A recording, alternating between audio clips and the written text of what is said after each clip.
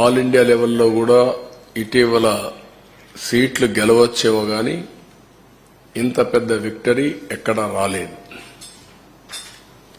ప్రజల్లో ఈ మార్పుకు కారణమేంటని అన్వేషిస్తే ఒక పక్క జరిగిన నష్టాన్ని గుర్తించారు, ఇంకొక పక్క ఇన్ని రోజులు ఏ విధంగా అణగదొక్కారో అవన్నీ కూడా భరించి ఒక ఫ్రస్ట్రేషన్లో ముందుకు వచ్చే పరిస్థితికి వచ్చారు.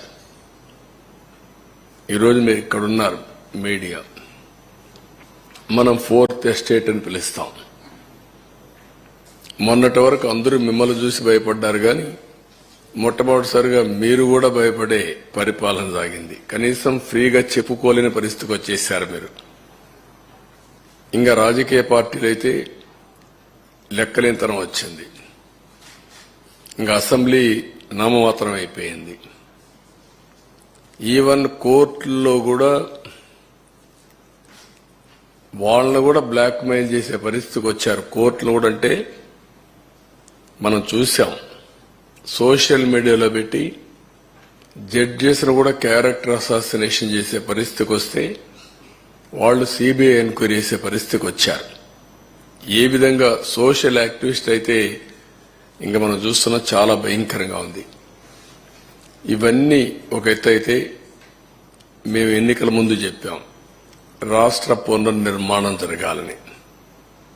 దానికి మేమందరం కష్టపడి పనిచేస్తామని చెప్పాం. మొన్నటి వరకు చేసింది మేము రాజకీయ ఆరోపణలు చేశాం. మాకుండే అరాకొర సమాచారాన్ని బేస్ చేసుకుని, మాకుండే లిమిటెడ్ మెషినరీ, పార్టీ అడ్మినిస్ట్రేషన్లో ఉండే రిసోర్స్ అన్ని బేస్ చేసుకుని ప్రజా చైతన్యం తేవడం కోసం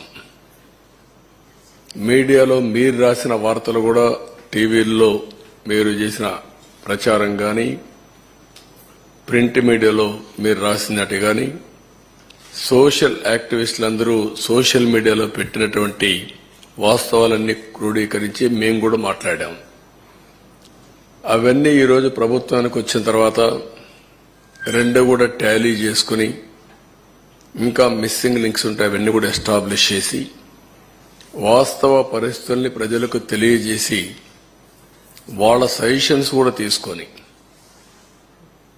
మేధావులు ఉన్నారు, లేకపోతే ఇంకొకరు ఉన్నారు, మీడియా ఉంది, ప్రజలున్నారు, స్టేక్ హోల్డర్స్ ఉన్నారు, అందరి సజెషన్స్ కూడా తీసుకుని ఏ విధంగా మనం ముందుకు పోవాలి, ముందు ఎంత డ్యామేజ్ జరిగింది రాష్ట్రానికి, మళ్లీ ఇక్కడి నుంచి ఏ విధంగా మనం కోలుకోవాలి అనే విషయాలు మేము ప్రిపేర్ చేసే మునుపు వేరే మార్గాలు లేవు. మళ్లీ ముందుకు పోవడం తప్ప వేరే ఆలోచన లేదు. ప్రజలు ఒక నమ్మకం పెట్టి మేము ఒకటే చెప్పాము ఎన్నికల్లో, ప్రజలు గెలవాలి, రాష్ట్రం నిలబడాలి. ప్రజలు గెలిచారు, గెలవడానికి దోహదం చేశారు, ఒక హిస్టారికల్ తీర్పు ఇచ్చారు. రాష్ట్రం నిలబెట్టడం ఇప్పుడు అందరి బాధ్యత. అది మేము బాధ్యత తీసుకుంటాం. అదే సమయంలో ఎప్పటికప్పుడు ప్రజలు కూడా సహకరిస్తే తప్ప సాధ్యం కాదు. అందుకే మొట్టమొదటిసారిగా 7 వైట్ పేపర్స్ పబ్లిసైజ్ చేస్తున్నాం. సమయం కూడా తక్కువ ఉంది. ఒక పక్కన నిన్నటి వరకు ఫార్మాలిటీస్ అని మేము కంప్లీట్ చేయాలి. అది అయిన తర్వాత కేంద్రంలో బడ్జెట్ పెడుతున్నారు, ఇక్కడ బడ్జెట్ పెట్టాలి.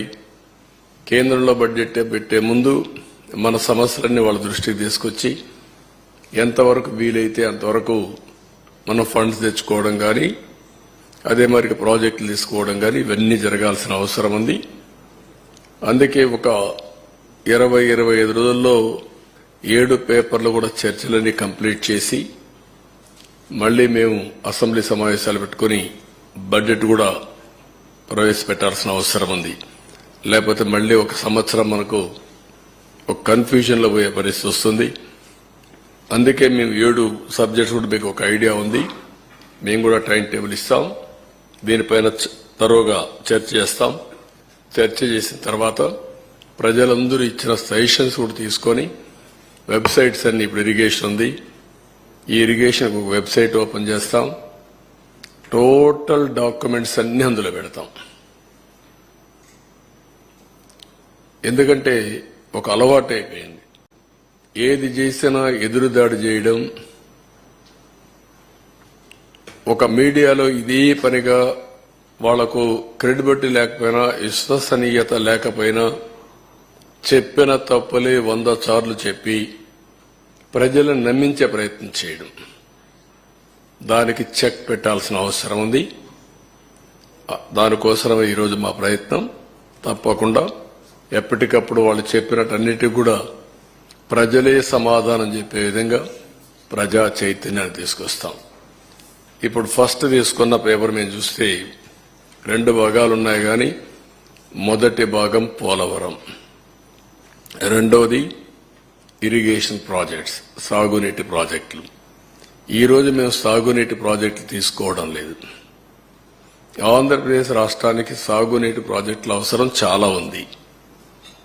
ఆ రోజు తెలుగుదేశం పార్టీ హయాంలో 64,000 కోట్ల రూపాయలు, 67,000 కోట్ల రూపాయలు 5 సంవత్సరాల్లో ఇరిగేషన్ పైన ఖర్చు పెట్టాం. ఇప్పుడైతే మెయింటెనెన్స్ కూడా ఇవ్వలేని పరిస్థితి వచ్చింది. అవన్నీ నేను కూడా ఒక వారం తిరిగాను. రాష్ట్రంలో ప్రజా చైతన్యం తీసుకొచ్చాను. ఆ విషయాలు మళ్లీ నేను మాట్లాడతాను. ఈ రోజు ప్రధానంగా పోలవరం ప్రాజెక్టు గురించి మనం టేకప్ చేస్తున్నాం. ఇప్పుడు మీరు ఒకసారి చూస్తే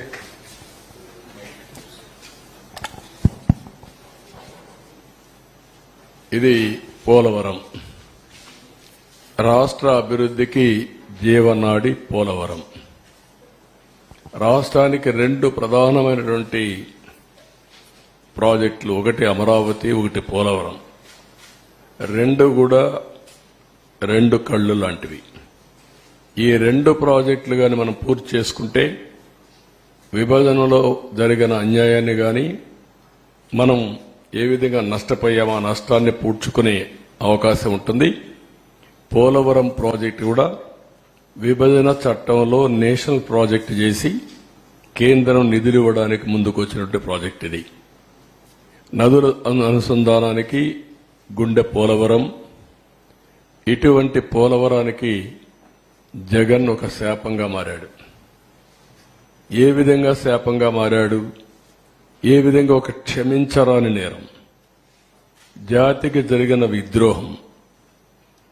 దీన్ని ఎవరైనా సరే రాజకీయాలకు అతీతంగా, కులాలకు అతీతంగా, మతాలకు అతీతంగా, ప్రాంతాలకు అతీతంగా నిర్మోహమాటంగా ఖండించాల్సిన అవసరం ఉంది. నిలదీయవలసిన అవసరం ఉంది. రాష్ట్రాన్ని నాశనం చేసే హక్కు ఎవరికీ లేదు. చేతకాకపోతే ఇంట్లో ఉండొచ్చు, కానీ ఒక మబ్బె పెట్టి పదవి పొంది తద్వారా మోసం చేయడం చాలా దారుణం. ఆ విషయం నేను మీ ద్వారా ప్రజల దృష్టికి తీసుకొస్తున్నాను. నెక్స్ట్, ఆంధ్రప్రదేశ్ వ్యవసాయ రాష్ట్రం. దక్షిణ భారతదేశంలో నీళ్లుండే ఏకైక నది గోదావరి. మనం లోయర్ రైపేరియన్ కింది రాష్ట్రంలో ఉన్నాం. మన దగ్గర నుంచి ఈ నీళ్లన్నీ సముద్రానికి వెళ్తాయి. దగ్గర ఆవరేజ్న 3,000 టీఎంసీ నీళ్లు తలసరి ప్రతి ఒక్క సంవత్సరం సముద్రంలోకి వెళ్లే పరిస్థితి ఉంది. ఈ నీళ్లన్నీ గాని ఉపయోగించుకుంటే రాష్ట్రాన్ని కరువు రహిత రాష్ట్రంగా, డ్రౌట్ ప్రూఫ్ స్టేట్ గా చేసేందుకు అవకాశం ఉంది. డెల్టా స్థిరీకరణతో పాటు ఉత్తరాంధ్ర, రాయలసీమ తాగునీరు, సాగునీరు దించే బహుళార్థ సాధక జాతీయ ప్రాజెక్టు. అదే మరుగా ఈ వరదలు ఇవన్నీ వచ్చినప్పుడు కానీ, మామూలుగా కానీ జల విద్యుత్, హైడల్ అనేది చాలా ముఖ్యం. ఇప్పుడు సోలార్ విండ్ వచ్చింది. సోలార్ డే టైం వస్తుంది, విండ్ నైట్ ఈవినింగ్ టైం వస్తుంది. మిగిలిన గ్యాప్ ఏదైతే మనకు కొన్నిసార్లు కరెంటు కొరత ఉంటుంది, పీక్ లోడ్ ఫ్యాక్టర్, అప్పుడు ఈ హైడల్ ఉంటే ఎప్పుడైనా ఆన్ చేసుకోవచ్చు, ఎప్పుడైనా ఆఫ్ చేసుకోవచ్చు. ఆ విధంగా కూడా హైబ్రిడ్ మోడల్ తేవడానికి ఐడల్ పవర్ చాలా ఉపయోగపడుతుంది. అలాంటి ప్రాజెక్ట్ ఇది. దీన్ని మనం చూస్తే 2014లో రాష్ట్ర విభజన జరిగింది, కానీ చాలా నష్టపోయామని అందరికీ ఆవేదన ఉంది. కానీ ఆ నష్టం కంటే 1924లో జరిగిన జగన్ విధ్వంసం రాష్ట్రానికి శాపంగా మారింది. దానికంటే ఎక్కువ నష్టం జరిగింది. ఇది రాష్ట్రంలో ఉండే ప్రజానీకం అంతా కూడా చర్చ చేయాల్సిన అవసరం ఉంది. నెక్స్ట్, ఈ ప్రాజెక్టు ప్రొఫైల్ ఒకసారి మనం చూస్తే 194 టీఎంసీ నీళ్లు